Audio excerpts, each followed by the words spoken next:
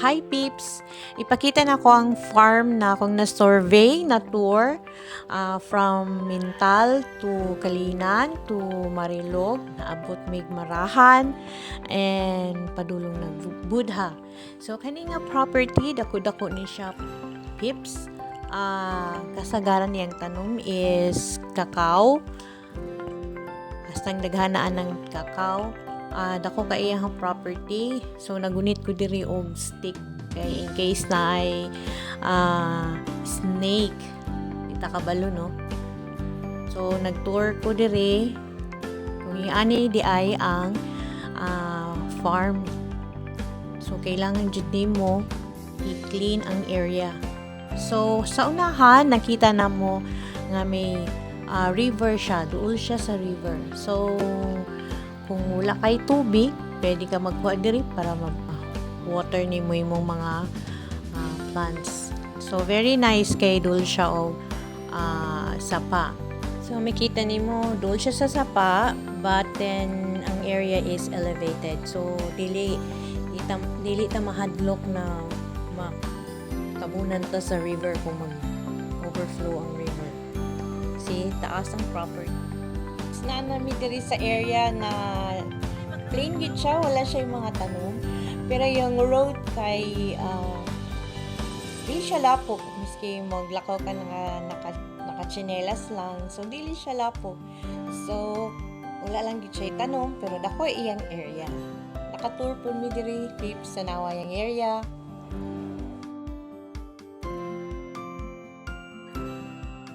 So, plain lang siya dang iyang area, peeps, and naalan siya gamayng lapog, but when you walk na nakachanelas ka dili jud kay malapok imong tiil, okay lang iyahang road. See, gapo iyahang area, very flat. Wala siya fruit trees. Ito po yung road, papuntang papasok. Malaki po ang area nito.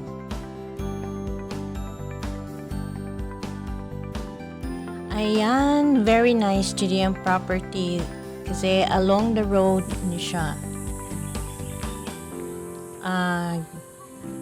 I-survey ginamon ni pag-ayo. Unsay mga gwapo diri, unsay mga nice na ibutang nga tanom para maka-income pod ang property. So, giganahan na og storya ang mga people sa kuha, and then gi-survey na mo or nako ang area diri sa may mga silingan, like mga kapitbahay or ano mga feedbacks nila dito.